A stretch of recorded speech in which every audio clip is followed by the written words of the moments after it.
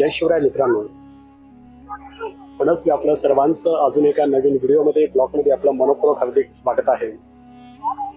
मित्रांनो, आज मी पोहोचलोय पुण्याच्या अगदी मध्यभागी असलेल्या एका ऐतिहासिक आणि पवित्र ठिकाणी. पाठीमागे तुम्ही पाहू शकता, हा आहे बाजीराव पेशवे यांनी 1732 मध्ये बांधलेला हा शनिवारवाडा. चला तर मग या शनिवारवाडाची सफर आपल्या नजरेतून करूया.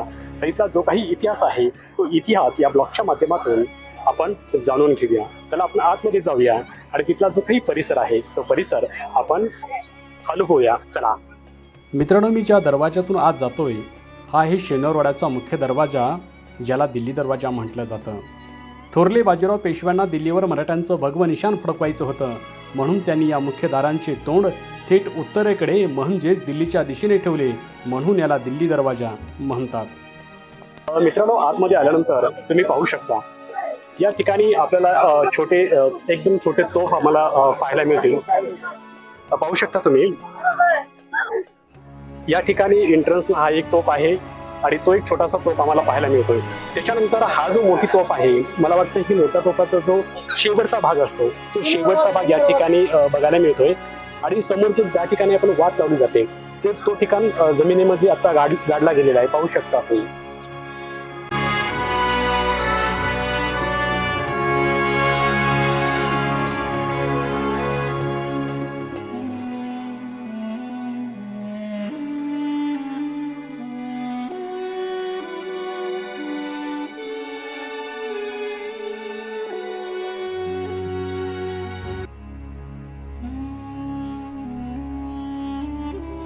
मित्रांनो, पाहू शकता या ठिकाणी आम्ही पोहोचलोय आणि एंट्रन्स या शनिवारवाड्याचा जो काही इतिहास आहे तो इतिहासाचा एक माहिती फलक या ठिकाणी आम्हाला मराठी, हिंदी आणि इंग्लिश मध्ये पाहायला मिळते. पाहू शकता तुम्ही.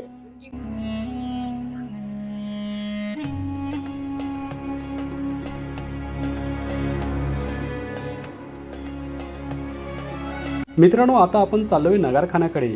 या उंच, अरुंद आणि उभ्या पायऱ्यावरून चढताना काजांचे ठोके वाढायला लागतात. शेकडो वर्षापूर्वी याच पायऱ्यावरून पेशव्यांचे रक्षक सरदार आणि सोत पेशवेराजे वर जात असतील. चला आपणही वर जाऊया आणि तो नगारखाना पाहूया.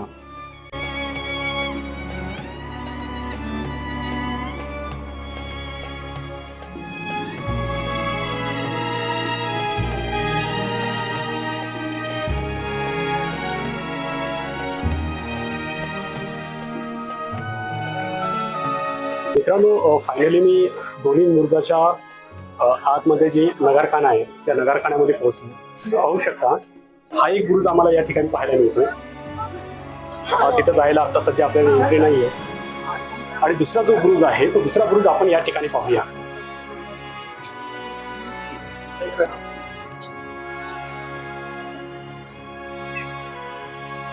हा आहे दुसरा बुरुज. अतिशय देखणा बुरुज या ठिकाणी आम्हाला बघायला मिळतो आणि दोन बुरुजाच्या बरोबर मधोमध आम्हाला हा नगारखाना पाहू शकता जुनं बांधकाम या ठिकाणी पाहायला मिळते. मित्रांनो, जरा जवळून बघा या लाकडी खांबांना आणि त्या रेखीव कमानींना. एवढी वर्ष झाली, अनेक वादळं आली. 1828ची ती भयानक आग लागली, पण हा नगारखाना आजही तसाच दिमाखात उभा आहे. हे सागवानी लाकडांचे खांब आणि त्यावर केलेले हे बारीक नक्षीकाम पाहून त्या काळातील कारागिराला सलाम करावा असं वाटतो. पेशव्यांचे राजेशाही थाटाची साक्ष देणारी ही पुण्यातील एकमेव मूळ लाकडी या ठिकाणी आम्हाला पाहायला मिळतात.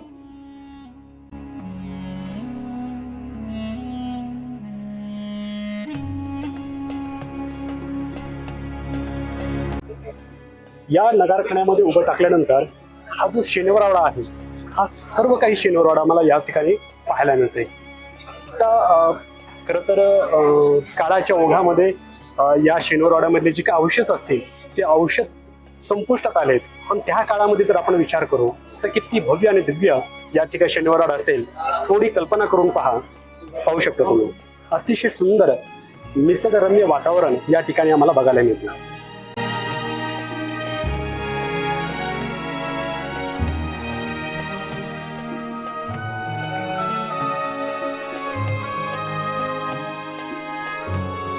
मित्रांनो, नगारखान्याचे ते भव्य वैभव साठवून आता मी चाललोय शनिवारवाड्याच्या त्या अति भक्कम अशा तटबंदीवर, म्हणजेच मुख्य भिंतीवर.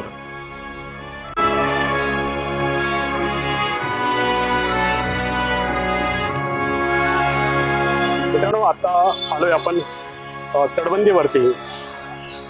अतिशय रम्य आणि सुंदर वातावरण या ठिकाणी आम्हाला बघायला मिळते. पाहू शकता आपण. ही तटबंदी म्हणजे केवळ दगड मातीची भिंत नाही, तर मराठा साम्राज्याची कवच आहे. ही भिंत एवढी रुंद आहे की त्या काळामध्ये यावरून एकाच वेळी अनेक रक्षक आणि घोडेस्वार गस्त घालत असत. खाली उभे राहून वाडा जितका भव्य दिसतो मित्रांनो, त्याहून कितीतरी पटीने थरारक अनुभव या तटबंदीवरच चालताना आम्हाला येतो.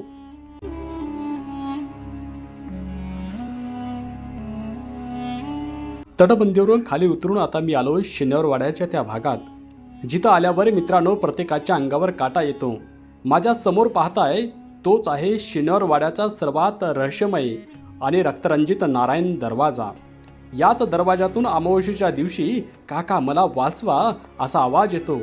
1773 मध्ये याच जागेवर मराठा इतिहासातील एक अत्यंत दुर्दैवी आणि काळी कृत्य घडलं. अवघ्या 16 वर्षांचे पेशवे नारायणराव यांची त्याच्याच रक्षकांनी राजकारणामुळे अत्यंत निर्घृणपणे हत्या केली आणि हत्या करून त्यांचे तुकडे याच दरवाजातून गुपचूप बाहेर नेण्यात आले आणि तेव्हापासून या दरवाजाचं नाव पडलं नारायण दरवाजा.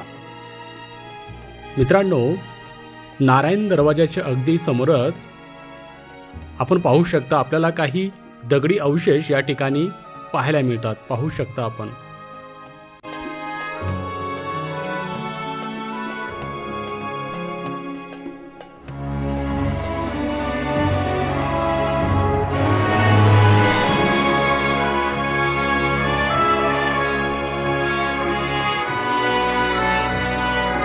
मित्रांनो, तटबंदीमध्ये आम्हाला काही या ठिकाणी खोल्या पाहायला मिळतात.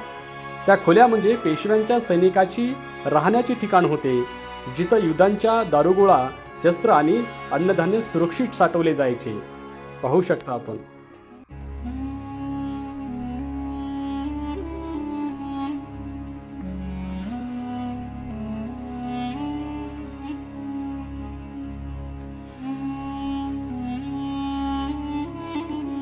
मित्रांनो, नारायण दरवाजाचा तो थरारक इतिहास अनुभवल्यानंतर शनिवार वाड्याच्या तटबंदीला लागूनच आपल्याला आणखी 3 महत्त्वाचे ऐतिहासिक दरवाजे बघायला मिळतात. त्यामध्ये मस्तानी दरवाजे आला, खिडकी दरवाजा, गणेश दरवाजा हे आम्हाला बघायला मिळतात.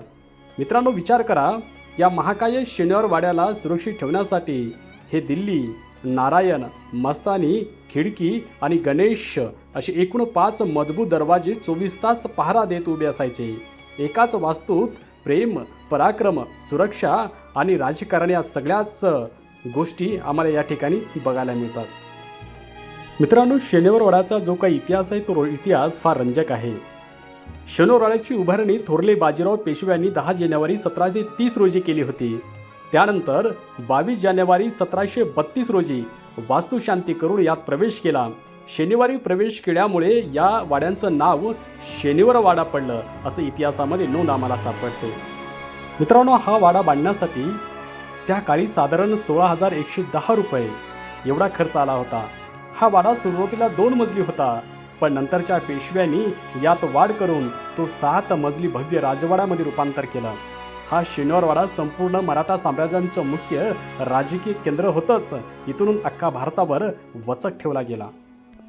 पण मित्रांनो, 1828 पेशव्यांच्या अस्तानंतर इंग्रजांच्या काळामध्ये म्हणजेच 27 फेब्रुवारी 1828 रोजी या वाड्याला एक भीषण आग लागली. ही आग सलग 7 दिवस जळत होती. या आगीत वाड्यांचे सर्व लाकडी महाल, आरसा महाल आणि वैभव जळून खाक झाले.